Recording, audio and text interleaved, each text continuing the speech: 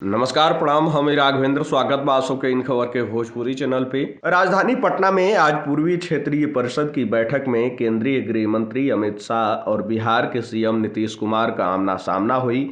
इससे पहले भइल बैठक में नीतीश की बजाय बिहार का अगुवाई डिप्टी सीएम तेजस्वी यादव कैले रहना। आज यानी रविवार के आयोजित होने वाली 26वीं बैठक का अध्यक्षता अमित शाह करी हैं, जबकि बैठक के उपाध्यक्ष नीतीश कुमार बना।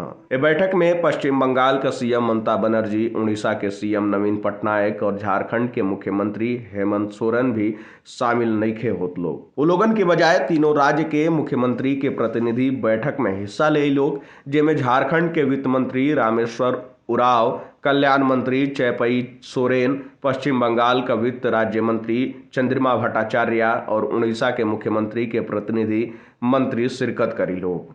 आपके बता दें, बैठक 2 बजे दिन में शुरू हुई और 5 बजे तक चली। बैठक में बिहार के विशेष राज्य का मुद्दा और केंद्रीय योजना में राज्य का हिस्सेदारी 90:10 कैले के लेके प्रमुखता से चर्चा कल जाई। बिहार में नदियन के गाद प्रबंधन के भी मुद्दा उठावल जाई।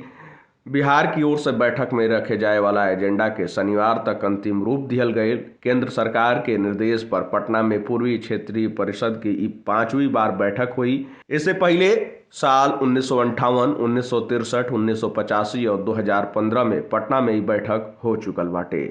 पूर्वी क्षेत्रीय परिषद की बैठक में पूर्वी राज्यन के बीच आर्थिक विकास और नक्सल उन्मूलन तथा परिवहन के विस्तार के लेके समन्वय बढ़ाइले पर भी जोर दिहल जाई और विमर्श भी हुई।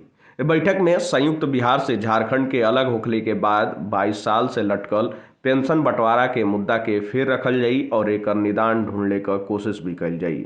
आपको बता दें, बैठक के शीर्ष स्तर पर चर्चा के बाद राज्य हित में नई पहल करे वाला कई निर्णय भी लिहल जा सकेला। राष्ट्रीय महत्व के मुद्दा पर भी चर्चा हुई। एमे महिला और बच्चन के खिलाफ दुष्कर्म के मामला के त्वरित जांच और एक शीघ्र निपटारा खातिर फास्ट ट्रैक विशेष न्यायालय का कार्यान्वयन और हर गांव से 5 किलोमीटर के भीतर bank of India post payment bank शाखा का सुविधा, ये तमाम मुद्दा पर चर्चा होखे के बाटे। अब देखल जाओ कि ये बैठक के बाद का कुछ एमे निकल के सामने आवेला और कौन कौन मुद्दा उठेला। लेकिन लंबा समय के बाद नीतीश कुमार और अमित शाह का आज आमना सामना हुई। फिलहाल ये जानकारी में इतना ही। देश दुनिया से जुड़ल तमाम खबर देखे खातिर आप सब जुड़ल इन खबर भोजपुरी के साथ। धन्यवाद।